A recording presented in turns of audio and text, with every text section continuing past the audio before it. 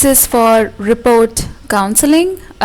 First of all, we will understand how to interpret the report. Report को कैसे interpret किया जाता है.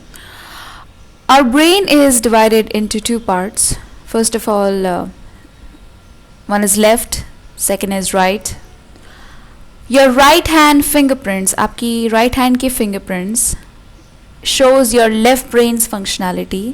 आपकी लेफ्ट ब्रेन की फंक्शनैलिटी बताती है और आपकी लेफ्ट हैंड की फिंगरप्रिंट्स राइट की बताती है, विच is the right brain.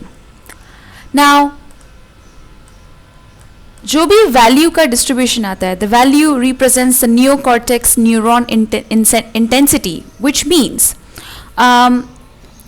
the neurons which are running in your body, in your brain, which are coordinating with your brain, जो body और brain के साथ coordinate कर रहा है, उसमें different patterns दिखाई जाएगी.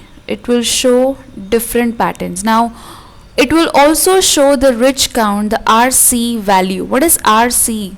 That is rich count. Normal range, rich count का normal range होता है 8 to 30. अगर value 30 से high जाता है, if the value goes high, above 30, that means वो particular brain का part बहुत ही high functionality में काम कर रहा है.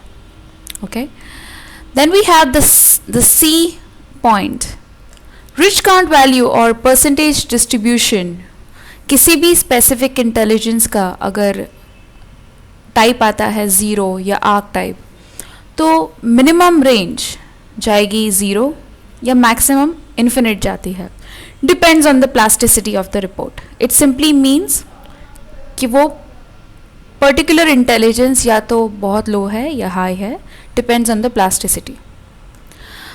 अगर रिच काउंट 10% पे आता है, दैट्स नॉर्मल, दैट्स एवरेज. अगर 5.99 या उसके नीचे आया तो बेसिकली वो पर्टिकुलर पार्ट आपका कम है या वीक है. बट ये जो रिपोर्ट का कंपैरिजन है, ये रिपोर्ट का कंपैरिजन आपके साथ हो रहा है. The comparison is with yourself. You are not going to compare the report with anyone else. The last point, difference between the percentage of left and right brain. This report will show you the percentage of left and right brain. अगर left और right brain के बीच का जो percentage है, अगर 10% से कम आया, that means 7% से कम आया, I'm sorry, तो दोनों balanced है. अगर 7% से ज़्यादा आया, let's say for example left is 45% and right is 55%, तो left और right के बीच में का जो difference है वो 10% हो गया. That means you are more of a right brain person. आपका right brain आपके left के ऊपर हावी हो रहा है. Okay? So let's start with the counseling of the report. Before we start, I would like you to go to page number 12.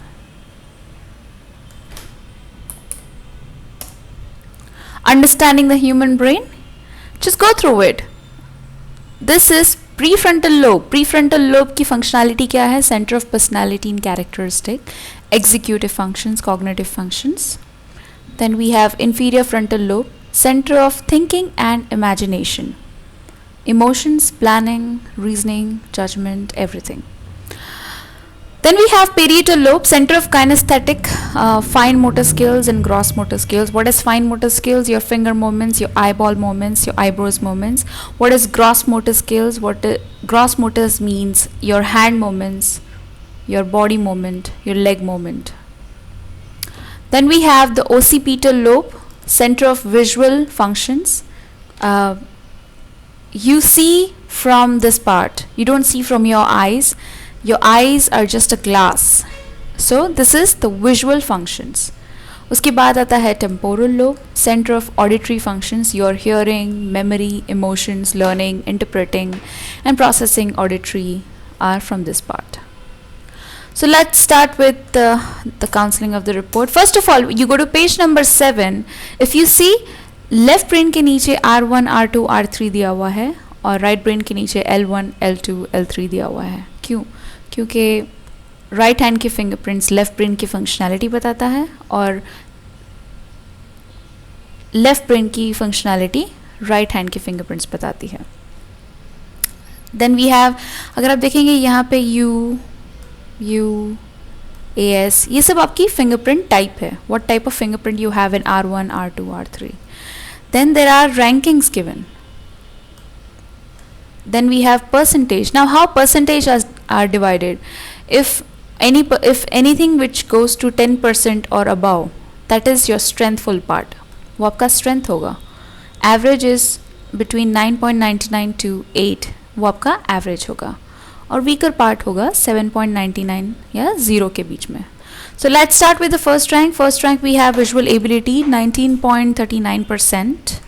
Visual ability का मतलब है कि आप कितनी अच्छे से दूर से देख सकते हैं. आपका जो इमेज अप्रिसिएशन है, कलर, साइज, शेप, पैटर्न, किस तरह से आप पहचानेंगे, that is visual ability. So I would say this person's visual ability is very strong. That is on the first rank. यहाँ पे सिर्फ आपको उनकी स्ट्रेंथ बतानी है. You have to talk about the strength, what kind of strength they possess. Then the second rank goes to linguistic, which is language and listening ability, 14.44%. These are just the brain lobes functionality, लेकिन मैं यहाँ पे intelligence को भी connect करूँगी. So second rank जाता है language और listening ability. ये होता है आपका linguistic intelligence, linguistic word smart, जिसमें parts of speech, verbal memory, ये सब बहुत अच्छे से आपका process हो रहा है. This is on the second rank. Then third rank goes to observation and reading ability, 14%. That is your naturalist power, nature smart. आपकी जो distance, speed, size, ये बहुत अच्छे से आप observe करते हैं. जैसे कि I would say for example आपका driving काफ़ी अच्छा होगा अगर आपका observation and reading ability अच्छा है. Then we have the fourth rank, which goes to creativity and interpersonal ability. That is 10.32%. That means your interpersonal skills, the way you talk to other people, दूसरों से बात करना, दूसरों की feelings को समझना, spontaneous, socialized रहना, ये सब criteria में आता.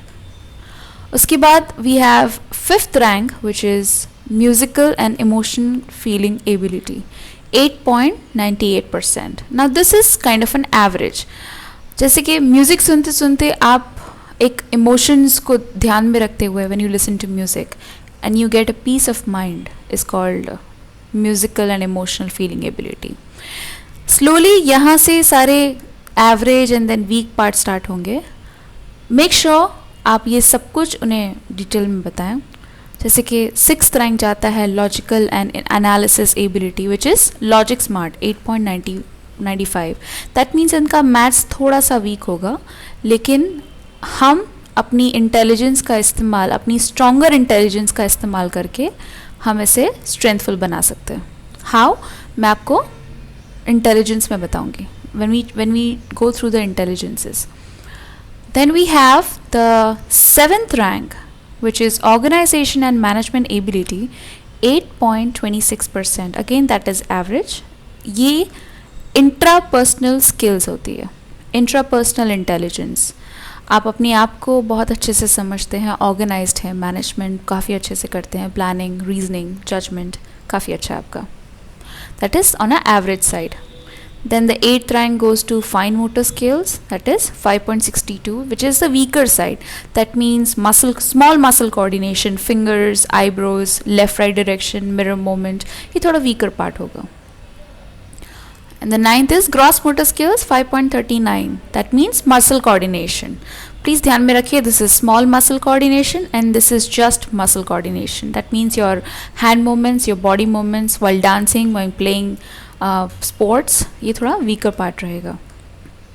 And the 10th rank goes to visual spatial imagination, 4.67%. 4.67% means it's on a weaker side again.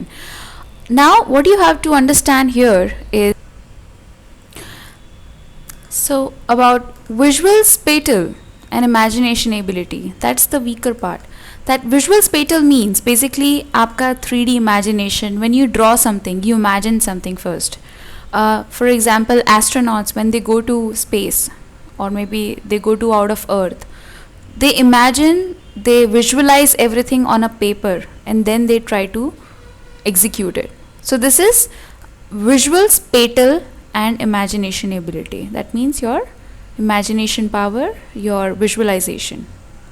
So this is all about the brain lobes functionality and distribution map, about what is the strengthful part, what is the weaker part. That's it. उसके बाद आता है TFRC. TFRC means total fingerprint rich count, which is 132. Now what does TFRC shows? जैसे मैंने आपको बताया कि हमारे बॉडी में न्यूरॉन्स जाते हैं जो मैसेज पहुंचाते हैं ब्रेन से बॉडी तक. अब TFRC बताता है कि वो जो न्यूरॉन्स जा रहे हैं वो कितनी कैपेसिटी में जा रहे हैं. अगर थोड़े से जा रहे हैं to send the message from brain to the body, तो आपका लो पोटेंशियल आएगा. That means the neurons are going less in quantity. That means you will ask a lot of questions. जब भी आप कुछ समझा रहे हैं, आपको कोई समझा रहा है या आप कुछ समझना चाहते हैं, तो आप बार बार क्वेश्चंस पूछेंगे, क्योंकि जो मैसेज पहुंच रहा है वो आराम से एक एक करके पहुंच रहा है. Right, I am not talking about the speed, this is just the capacity I am talking about. अगर कोई ओवर एक्टिव या एक्सीलेंट पोटेंशियल में आएगा तो वो काफ़ी हद तक बहुत ही हाइपर एक्टिव होगा, हर एक चीज़ बहुत ही जल्दी समझना, फिर नेक्स्ट स्टेप पे जाना. तो मेक श्योर कि उन्हें एडवाइस करें कि ओवर एक्टिव हो या एक्सीलेंट पोटेंशियल हो, तो make sure you have to be relaxed, you have to go little slow. And for low potential या adequate potential, you have to advise them that you have to be particular in asking questions again and again. If you ask questions, then you'll get an answer correctly, क्योंकि आपके neurons की capacity थोड़ी कम है. So this is how we need to explain in TFRC according to the type. Then we have left and right brain percentage. Left brain is 51.27% and right brain is 48.73%. That means the difference between left and right is 3 or 4%. That means it's balanced. अगर balance नहीं होता, for example someone is left brain dominant more, so you need to explain these things, that you have to also be right brain dominance to be more creative, brain more inclined towards interpersonal skills, imaginations, cross motor skills. And if someone is more of right brain dominant, अगर बहुत right brain dominancy में आता है, so you have to explain these things. This report is a very explanatory, a very user friendly, I would say. You will get all the answers, you will get all the recommendations from the report itself. So this makes the counseling very easy. Then we have, this is not your part, this is more of in detail for left and right brain. So let the client which is sitting in front of you, let them read all this thing, not you. Okay. Then we have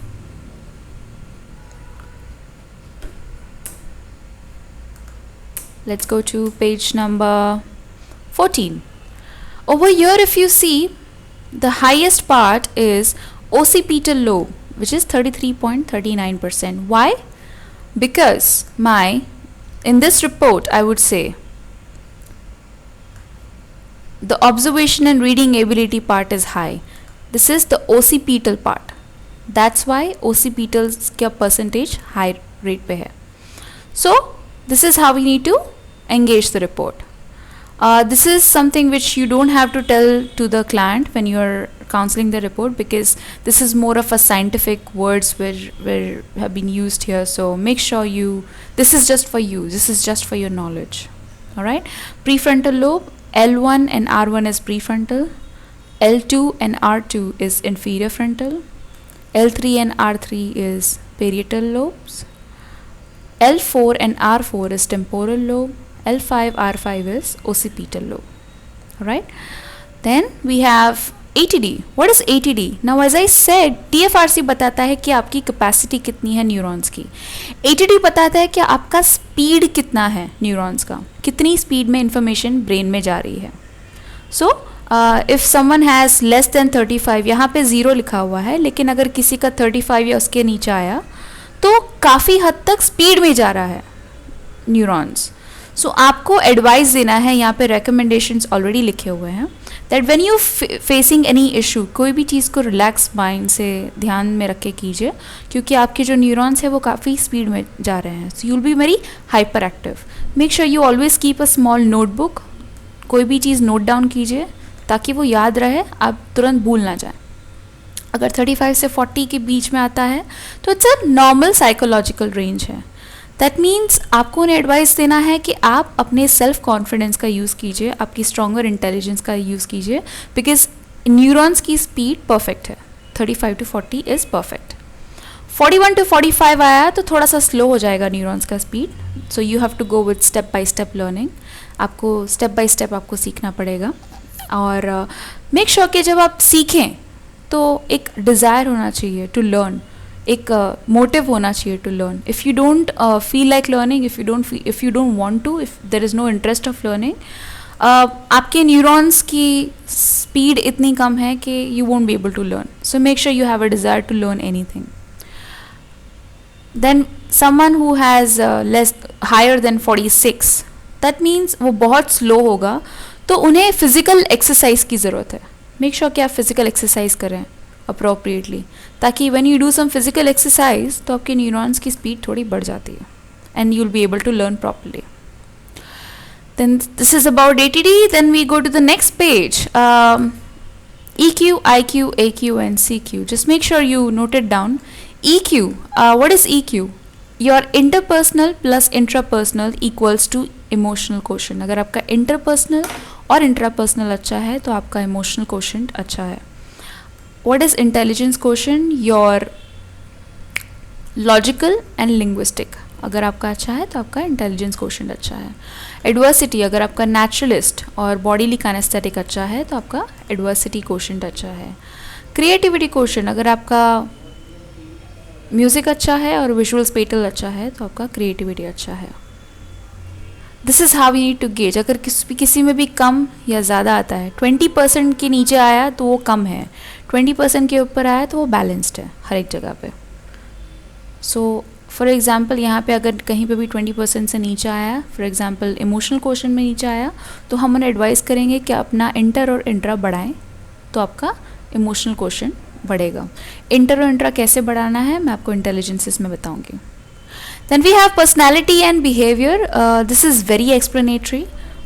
Your personality is dove, तो हम dove के part पे जाएंगे. हर एक में दिया हुआ है. पहले तो हम will make sure we'll tell them what are your type, what is the type of your personality. You're compassionate, peaceful, people oriented, loyal, friendly, hardworking and great team player. उसके बाद हम उसकी strength और weakness बताएंगे, वो बहुत ज़रूरी है.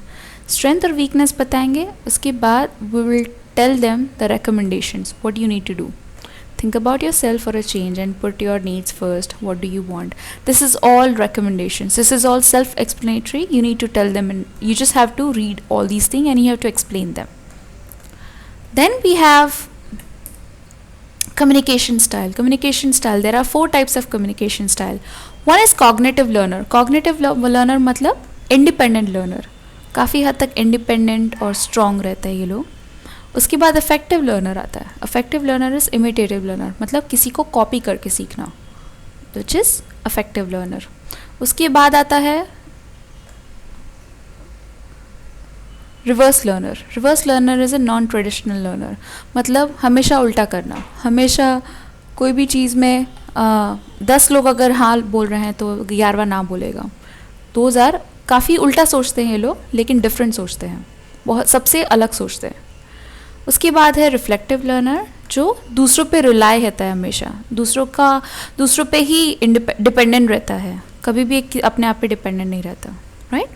सो यहाँ पे हम किस तरह से गेज करेंगे, जैसे कि यहाँ पे 30% दिया हुआ है, यहाँ पे 0% है, यहाँ पे 30% है और यहाँ पे 40 है. तो जो हाईएस्ट परसेंट है वो आपका टाइप है. सो ये आपका टाइप है, ये आपको बताना है. फॉर एग्जाम्पल आप कॉग्निटिव लर्नर हो, so you very strong willed, independent, like to lead others, tend to analyse, classify, test, apply and research. Theory of matter अगर एक्सप्लेन की जाए, you need a strong evidence to get convinced of course. और recommendations क्या होंगे, for example यहाँ पे recommendations भी हमने दिए हुए हैं ताकि आपको अपने वर्ड्स यूज़ करने की ज़रूरत नहीं. So to be more caring, more encouraging, put oneself in each other's shoes so that others feels appreciated. Make sure कि अपनी इंटरपर्सनल बढ़ाएं, थोड़ा नेगेटिव व्यू कम रखें. ये बहुत सारी डिटेल में हमने चीज़ दी हुई है. सो जो भी परसेंटेज ज़्यादा आएगा वो आपको समझाना है. फॉर एग्जाम्पल अगर 50-50% आता है तो दोनों आपको समझाना है. वो टाइप दोनों है उनकी, तो दोनों के रिकमेंडेशंस आपको उन्हें समझाना है. Then we have my learning style. Now जो भी हाईएस्ट लर्निंग स्टाइल आएगा, यहाँ पे विजुअल लर्नर है तो आपको उन्हें बताना है कि मेक श्योर कि आप जो भी चीज़ें सीख रहे हैं learn it visually, because that's the only thing which you will be able to learn by doing it visual. अगर ज़्यादा डिटेल में जाना है तो हमने लर्निंग टेक्निक्स भी दिए हुए हैं. You can explain them. These are the learning techniques. Let them read the learning techniques. And then उसके बाद आता है multiple intelligences. Multiple intelligences is like very easy. जिस तरह से हमने एक पीपीटी में एक्सप्लेनेशन दिया हुआ है कि what are the multiple intelligences, so you need to explain them what are their higher intelligences. Lower के बारे में बात नहीं करनी है because that's of no use. जो भी 12%, 11% या 12% से हाई आएगा वो उसकी हायर डोमिनेंसी है. यहाँ पे linguistic 17.51%, naturalist which is 16.98%, visual spatial 14.58%, interpersonal 12.52%. तो ये सारे मार्क डाउन करके उन्हें बताना है और उन्हें एक्सप्लेन करना है कि हम इसे किस तरह से यूज़ कर सकते हैं. फॉर एग्जांपल कोई कहे कि मेरा लॉजिकल कम है, मुझे वो बढ़ाना है, तो मेक श्योर कि आप ग्रुप में पढ़ाई कीजिए, इंटरपर्सनल का इस्तेमाल कीजिए. या फिर मेक श्योर कि आप एक नेचुरल एनवायरनमेंट में रहिए, क्योंकि आप नेचर स्मार्ट हो, तो मेक श्योर कि आप नेचुरल एनवायरनमेंट में रहिए ताकि आप मैथ्स अच्छे से कर सकें. राइट. अगर और भी डिटेल में जाना है, फॉर एग्जांपल यहाँ पे हमने सारी इन्फॉर्मेशन दी हुई है. इनका अगर लॉजिकल कम है तो हमने उसे बढ़ाने के लिए क्या करना है, यहाँ पे एक्टिविटी सारी फिलअप की हुई है. So you have to tell them to go through these activities to increase, to develop the logical mathematical intelligences. So this is a very simple way of explaining intelligences. आपको उन्हें explanation देना है कि intelligence का कैसे use किया जाता है. पहले उन्हें समझाएं और फिर उन्हें इंटेलिजेंस के बारे में बताइए. Then we have extra curricular activity which is the highest is foreign language 14.44%. तो आप पढ़ने और जॉब करने के अलावा what can you do, what hobbies can you join. So we have also given that you can play chess और you can join a singing class because according to your intelligences हमने ये extra curricular activity बताया है. उसके बाद career options में हमने ratings दिए हुए हैं. This is very simple. 5 star आता है किसी का तो you have to advise that you must go in that field. किसी का 4 स्टार आता है तो you have to advise that you should go. किसी का 3 स्टार आता है तो you can go. 2 स्टार होता है तो यू मे नॉट. 1 स्टार होता है नॉट एडवाइसेबल. फिर भी अगर वो जाना चाहते हैं, फॉर एग्जांपल यहाँ पे इंजीनियरिंग में 1 स्टार है, लेकिन फिर भी अगर वो जाना चाहते हैं तो मेक श्योर उन्हें एडवाइस दें कि अपनी इंटेलिजेंसेस का इस्तेमाल कीजिए वाइल लर्निंग दीज थिंग्स. इसका मतलब ये नहीं कि वो कभी भी इंजीनियरिंग नहीं कर पाएंगे, बस थोड़ा सा स्ट्रगल लगेगा उन्हें सीखने में. मेक श्योर कि आप अपनी इंटेलिजेंस का इस्तेमाल करें ताकि आप वो पर्टिकुलर सब्जेक्ट अच्छे से सीख सकें. That's it. If at all they have any other questions, you can let me know. This is all about how to do the report counseling. I would like you to get more questions for me and mail it to me and we can discuss. Thank you so much.